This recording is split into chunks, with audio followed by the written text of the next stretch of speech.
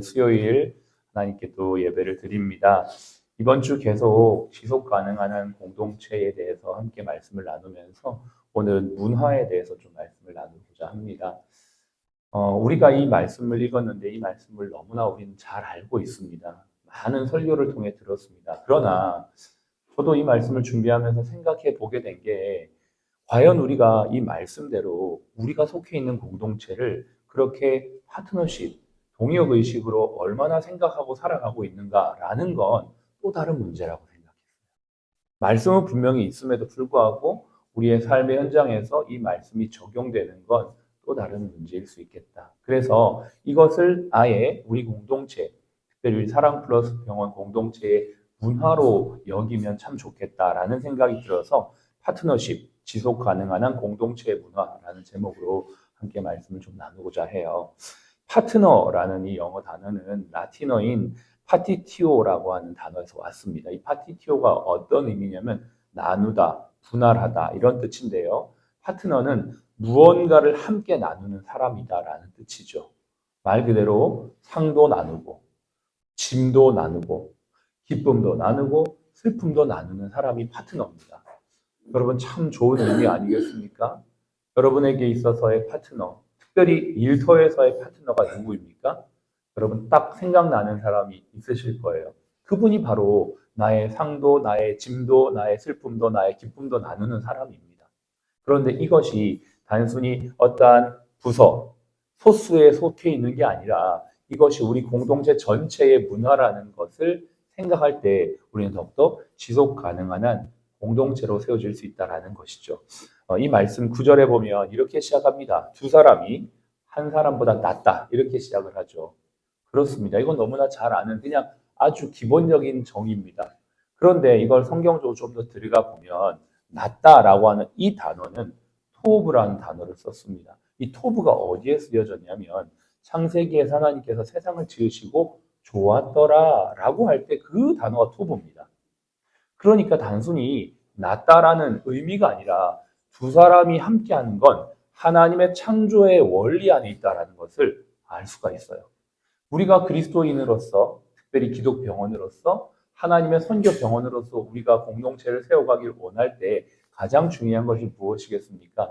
하나님의 뜻 아니겠습니까? 하나님의 방향 아니겠습니까? 그분의 뜻과 방향에 따라 우리가 지금까지 걸어왔고 앞으로도 걸어가길 원한다면 결국 하나님의 말씀에 근거하여 우리 공동체의 문화를 세우는 것, 그리고 단순히 우리 공동체뿐만 아니라 우리 공동체에 들어오는 새로운 직원들도 우리 공동체의 문화가 성경적 문화라는 걸 처음엔 모르겠지만 와서 일해보니까 파트너십이 너무나 잘 돼 있고 서로 협력하는 게 너무나 잘 돼 있고 서로 챙겨주고 함께 짐을 나누는 문화에 쑥 들어오니까 자신도 그런 사람이 되게 되는 것이죠. 그러니까 우리가 단순히 우리 병원을 세우는 것뿐만 아니라 세상을 변화시키는 하나님의 문화로 변화시키는 사명을 감당하는 것이 바로 이 성경, 오늘 이 두 사람이 한 사람보다 낫다라는 이 성경에서부터 시작된다라는 것을 알 수가 있는 것이죠.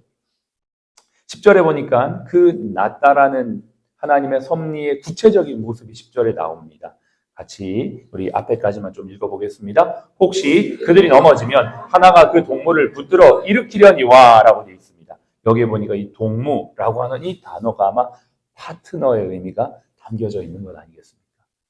9절에서 두 사람이 한 사람보다 낫다. 하나님의 창조 섭리 안에 있는데 그 두 사람은 서로 어떠한 사람입니까? 10절에서 넘어질 때, 즉 짐이 무거울 때, 힘들 때, 실패하여 좌절할 때 동무를 일으켜 세우는 사람, 그 사람 바로 동무요 파트너라는 것을 성경 우리에게 알려주고 있습니다. 이러한 파트너십, 이것이 우리 공동체 가운데 강건하게 되고 더 분명하게 되어지고 이것이 깊이 있게 뿌리 박혀질 때에 우리는 아름다운 열매를 우리 공동체 안에서 맺을 뿐만 아니라 우리가 세상에서 선한 영향력을 끼치게 될 줄로 믿습니다. 반드시 그렇게 될 것입니다.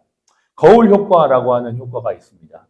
심리학에서요. 그 무슨 효과입니까? 사람은 자기가 마주 대하고 있는 상대방의 태도나 감정, 말투를 무의식적으로 따라하게 된다는 것입니다. 우리 아이들이 어릴 때 부모님을 보며 무의식적으로 보고 느낀 것들을 그대로 자녀들이 따라하게 되죠.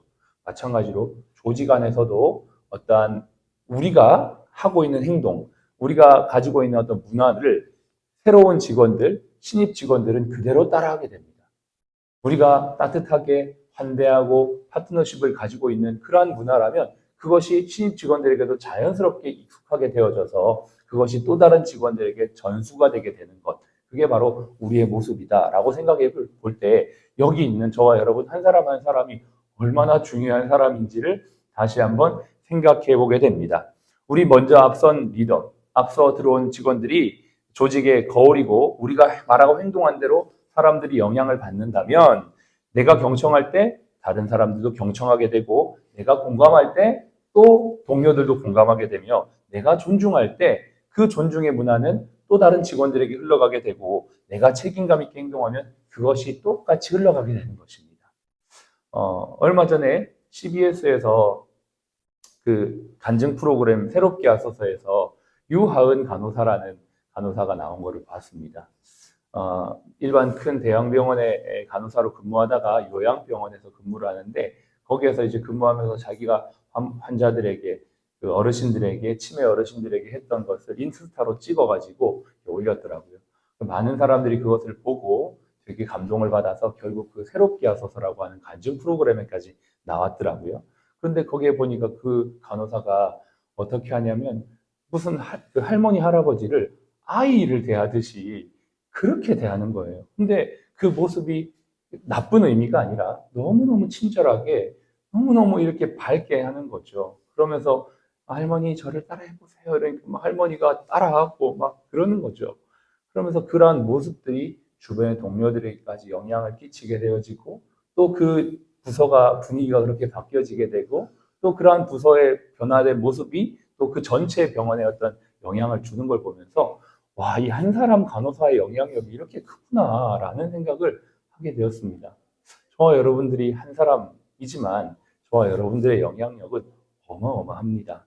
우리가 말하고 행동하는 것을 통해서 우리의 문화, 우리 병원의 문화가 그렇게 변화가 되어지게 되는 것이고 여러분들이 바로 그러한 리더로 부르심을 받은 줄로 믿습니다.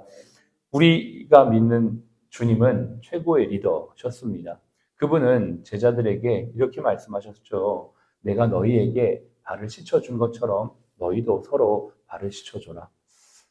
이러한 말씀은 결국은 서로가 파트너라는 것을 기억하면서 함께 본이 되어지는 그러한 낮은 섬김의 리더의 모습을 내가 보였으니 너희도 그렇게 세상에서 보여야 된다라고 말씀하신 것 아니겠습니까?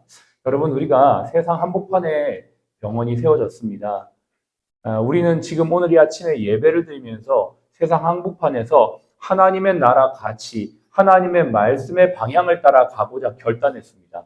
그렇다면 우리는 더 힘든 싸움을 싸우는 게 분명합니다. 왜냐하면 세상 한복판에서 세상 방식대로 살아간다면 어려움이 없겠지만 세상 한복판에서 세상의 방식이 아니라 하나님의 방식대로 살고 싶기 때문에 어려운 것입니다. 세상의 사고방식이 무엇입니까? 서열과 직위, 수직적인 어떤 상하관계로 구분되지만 하나님 나라 사고방식은 기여, 능력, 은사, 역할로 구분됩니다.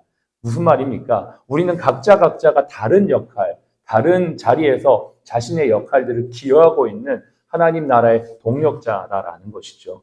고린도전서는 말합니다. 너희는 하나님의 집이요, 밭이요, 하나님의 동력자다. 저는 밭이라는 단어를 생각해 볼 때 이런 생각을 했어요. 밭전자가 한자로 입부자의 가운데 열십자가 들어가 있는데 정말 우리 입에 십자가가 있는 게 하나님의 밭이 아닌가라는 생각을 했습니다. 우리가 말하고 생각하는 것, 그리고 우리의 삶의 중심에 십자가가 있는 것, 이게 바로 하나님의 밭의 개념 아니겠습니까?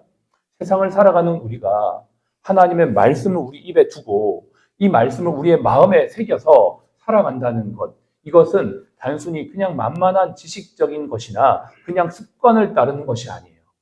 우리가 정말 그리스도인으로 리더로 세상에 살아간다는 건 어떤 수직적인 또 어떤 서열적인 그러한 세상의 관점을 뛰어넘어 하나님 나라의 동력자로 같은 자리에서 다른 역할들을 감당하지만 각자에게 주어진 상황과 역할을 따라 최선을 다해가는 동무, 파트너로 부름받았다라는 것을 우리에게 말씀해 주는 것이죠. 세상 방식은 높이 올라가는 것이지만 하나님의 방식은 낮게 깊이 뿌리 박히는 것 아니겠습니까? 여러분, 저는 다시 한번 저와 여러분에게 이 말씀으로 도전하고 싶습니다. 거울이 되어 주십시오. 세상에서 정말 그리스도인 리더십은 어떠한 사람이고 그리스도 병원은 어떠한 병원인지에 대해서 보여줄 수 있는 저희 병원이 되시길, 또 저와 여러분들이 되시길 바랍니다. 병원이 22년을 왔습니다.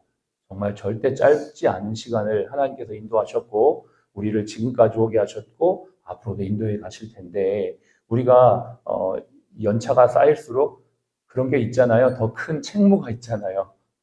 네. 20년 된 병원하고 50년 병원은 다르거든요. 10년 된 교회하고 100년 된 교회는 다르거든요. 이게 이 무게값이라는 게 있습니다. 그렇기 때문에 여기 있는 분들이 너무나 중요하고 소중한 분들이세요. 한 분 한 분이 그러한 중요한 리더십으로서 또 하나님 나라의 파트너로 서로를 바라보며 우리 병원을 정말 한 200명 되는 병원의 이 조직 문화를 정말 파트너십의 문화로 우리가 함께 세상의 어떤 병원도 그렇게 하지 않지만 세상의 어떤 의료진이나 간호진들도 그렇게 하지 않잖아요. 사실 우리 간호사들 안에 있는 무슨 그런 문화가 있잖아요. 안 좋은 문화. 그런 세상 사람들도 알고 그런 거를 다 없애고 우리만의 좋은 성경적 문화를 만들어서 와 저기는 정말 다르구나 라고 보여줄 수 있는 그래서 정말 믿고 보내줄 수 있는 믿는 사람들뿐만 아니라 믿지 않은 사람들에게도 저 병원에 가면은 정말 제대로 치료받을 수 있어. 저 병원 가면 믿고 맡길 수 있어. 우리 부모님 믿고 맡길 수 있는 병원 어딜까? 사랑플러스 병원 가봐. 라고 그렇게 소문날 수 있는 그러한 우리 병원 될 수 있도록 기도해 주시기 바랍니다. 은혜가 필요합니다. 디모데에게 바울이 말했죠. 내 아들 영적 아들아 너는 그리스도 예수 안에 있는 은혜 속에 강하며 우리가 정말 세상에서 하나님 병원으로 세워질 수 있도록 은혜가 필요합니다. 오늘도 기도하는 마음으로 이 아침에 여러분 나온 줄로 믿습니다. 같이 함께 우리가 이 멋진 하나님의 말씀을 따라 이 전도서 말씀을 따라 낫다라는 것이 단순히 낫다라는 의미가 아니라 하나님의 창조 섭니다라는 것을 기억하면서 이 우리 병원이 정말 좋은 문화를 만들어 지속 가능한 한 세상에 정말 빛과 소금의 역할을 감당하는 아름다운 병원 되시기를 주님의 이름 축복합니다.